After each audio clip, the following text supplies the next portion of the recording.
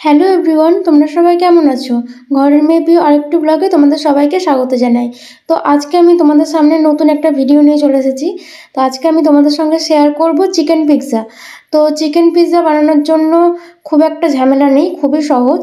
তো কিভাবে কি বানাই তোমরা দেখো। তো প্রথমে আমি ওই কাপে 3 কাপ মতো আটা নিয়ে নিয়েছি, ময়দা। তারপর সামান্য লবণ নিয়েছি, আর এই চামচের 1 চামচ মতো ইস্ট নিয়েছি। তো পিৎজাতে তো মেন হচ্ছে ইস্ট, এটা তো লাগবেই, কারণ এই রুটিটা বানানোর জন্য ইস্ট না দিলে হবে না।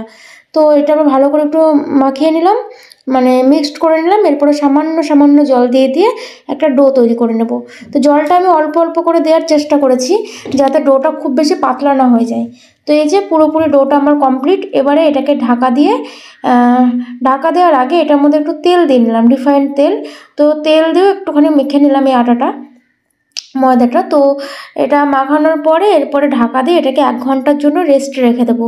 তো 1 ঘন্টা পরে এটা ফুলে 3 গুণ হয়ে যাবে। তো তোমরা দেখতে থাকো।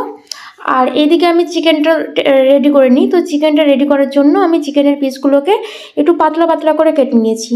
তো এইটাকে এবার ম্যারিনেশন করবো, ওই কারণে গোলমরিচের গুঁড়ো দিলাম, এরপরে দেবো জিরের গুঁড়ো, লঙ্কার গুঁড়ো, লবণ, একটু সামান্য তেল, আর আদা রসুনের পেস্ট, আর একটু লেবুর রস। তো এগুলো কমন, এগুলো তো বাড়িতে সব সময় থাকে। তো এগুলো দিয়ে চিকেনটাকে একটু ভালো করে মাখিয়ে নেব, তাহলে কি চিকেনটার মধ্যে সুন্দরভাবে মশলাপাতিগুলো ঢুকবে। তো এই যে আমার মশলাপাতি প্রায় দেওয়া হয়ে গেছে, আদা রসুনের পেস্টও দিয়ে দিলাম। এরপর একটুখানি লেবুর রস দিয়ে দেবো। লেবুর রসটা দিলে কি চিকেনগুলো একটু গোটা গোটা থাকবে, না তো কি ছোটো এমনিতেই সলিড চিকেন, তো একদম গলে যাবে আর কি। তো এটাকে এবার ভালো করে একটু মাখিয়ে নেব, দিয়ে এটাকেও 1 ঘন্টার জন্য রেস্টে রেখে দেবো। তো রেস্টে রেখে দিলে কি হবে, চিকেনটার ভিতরেও মশলাটা ভালোভাবে ঢুকবে, প্লাস ময়দাটাও রেডি হয়ে যাবে। তো 1 ঘন্টা পর ফিরে এসেছি। আসার পরে কড়াইয়ে তেল গরম করতে বসিয়ে দিয়েছি, দিয়ে ওই যে সেই ম্যারিনেশন করা চিকেনগুলো তেলের মধ্যে এবার দিয়ে দিলাম, দিয়ে এটাকে একটুখানি ভাজা ভাজা মতো করে নেব। মানে জল একদমই দেব না, এই চিকেন থেকেই যা জল বেরোবে তাতেই এই মাংসটা পুরোপুরি সেদ্ধ হয়ে যাবে। তো 1 ফোঁটাও জল দেবো না, এটাকে ভালো করে নাড়াচাড়া করে ঢেকে দেবো।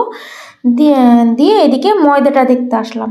তো ময়দাটা দেখো একদম ফুলে 3 ডবল হয়ে গেছে, আর কি সুন্দর জালি জালি হয়েছে। তো যত জালি জালি হবে ততটাই ভালো, মানে ময়দাটা সুন্দর হয় আর কি। তো অনেক সুন্দর হয়েছে, কিন্তু ময়দাটা দেখে মনে হচ্ছে খুব পাতলা হয়ে গেছে, তা না, পাতলা হয়নি। আসলে ইস্টের কারণে এটা এমন মনে হচ্ছে। তো এতটা ময়দা আমার লাগবে না, আমার এর হাফ হলেই হয়ে যাবে। তো আমি এখান থেকে হাফ করে কেটে নেব, আর সামান্য সামান্য ময়দা ছিটিয়ে এটাকে একটুখানি পিৎজার মতো করে, মানে এটা রুটির মতো করে বেলে নেব।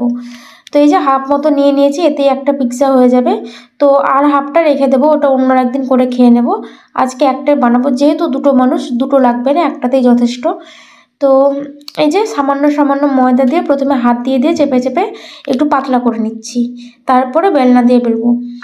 তো এটা মানে খুব বেশি মোটা রাখবো না, একটু পাতলায় রাখবো। কারণ কি, যেহেতু এটাতে ইস্ট দেওয়া আছে, যে এই কারণে এটা ফুলে উঠবে, ওই কারণে মানে মোটা হয়ে যাবে আর কি কড়াইতে দিলেই। তো এই যে আমার এটা পুরোপুরি রেডি, আমি থালার মধ্যে নিয়ে নিয়েছি। এই থালার মধ্যে আমি পিৎজাটা বানাবো। তো একটা কাঁটা চামচ নিয়েছি, দিয়ে এই রুটিটার মধ্যে বেশ মানে কয়েকটা ছিদ্র করে নিচ্ছি। কারণ কি, যাতে রুটিটা না ফুলে ওঠে, ফুলে উঠলে পিৎজাটা ভালো হবে না, ওই কারণে ভালো করে ছিদ্র করে নিচ্ছি। তো এই যে মোটামুটি আমার ছিদ্র করা হয়ে গেছে। আর পিৎজা বানানো না এমন কোনো টাফ ব্যাপার না, খুবই সহজ ব্যাপার। তো আমি এর আগে কোনো দিনও বানাইনি, এটাই আমার ফার্স্ট টাইম। তো ভালোই হয়েছিল খেতে, খারাপ হয়নি, ভালোই হয়েছিল। তো এই যে তারপর আমি সস দিচ্ছি, টমেটো সস। তো আমার সসটা আরেকটু লাগতো, কিন্তু আমার ঘরে এই দুটোই ছিল, তো এই দুটোই দিলাম, মোটামুটি চালিয়ে নিলাম। পরের দিন যেদিন বানাবো সেদিন একটু বেশি করে এনে রাখতে হবে। আসলে কি একদম খেয়াল নেই সসের কথা, ভুলেই গেছি আনতে। তো এই যে সসটা আমি এর মধ্যে ভালো করে আবার মাখিয়ে নিয়েছি। এর মধ্যে এবার এই যে মজারেলা যে চিজটা, এটা দেবো গ্রেট করে। তার আগে চিকেনটা নামিয়ে নিই, এটা হয়ে গেছে পুরোপুরি, একদম ভাজা ভাজা হয়ে গেছে। তো এইভাবেই চিকেনটা রাখতে হবে, গ্রেভি গ্রেভি করলে কি ভালো হবে না। তো এই যে চিকেনটা নামিয়ে নিয়ে চলে এসেছি। এরপরে চিজগুলো আমি গ্রেটার দিয়ে গ্রেট করে করে এটার মধ্যে দিচ্ছি। তো চিজ যত পরিমাণে দেওয়া যাবে এটার মধ্যে ততটাই টেস্টি হবে। তো আমি বেশ খানিকটা পরিমাণে দিয়েছি, তোমরা দেখো, দেখলেই বুঝতে পারবে। তো সবটা তো আর ভিডিওতে শেয়ার করা যায় না, তো যতটুকু পারি ততটুকুই শেয়ার করি। এই যে চিজটা একদম সুন্দরভাবে গ্রেট করে করে দিয়ে দিয়েছি। এবার ভালো করে একটু মানে মিলিয়ে মিলিয়ে দেবো আর কি। সুন্দর লাগবে দেখতে, দেখতেও সুন্দর লাগবে, খেতেও ভালো লাগবে। আর ওইদিকে আমি কড়াইতে একটু বালি গরম করতে বসিয়ে দিয়েছি। আমি এটা আজকে বালির ওপরে বানাবো। তো এখানে বালি আমি কোথাও পাইনি, তো ওই কাকর বালি মেশানো কিছুটা পেয়েছিলাম, তো ওখান থেকে নিয়ে এসেছি। হয়ে গেছে, ওতে আমার কাজ চলে গেছে। তো ওটা ওইদিকে গরম করতে বসিয়ে দিয়েছি, আর এদিকে পিৎজাটা রেডি করে নিচ্ছি। তো এই যে চিজটা দেওয়ার পরে কিউব করে করে কাটা পেঁয়াজগুলো টমেটোগুলো আমি এর মধ্যে দিয়ে দিলাম। এরপরে চিকেনগুলো দিয়ে দিচ্ছি। আমি এখানে বেশ খানিকটা পরিমাণেই চিকেনটা দিয়েছি, যেহেতু বাড়িতেই খাবো, বিক্রি তো আর করতে যাচ্ছি না, সেই কারণে আর কি। তো অনেকটাই চিকেন দিয়েছি, আর পেঁয়াজ টেয়াজও দিয়েছি। আর ক্যাপসিকামটা না আমার কাছে আজকে ছিল না, ওই জন্য ক্যাপসিকামটা ছাড়াই করেছি।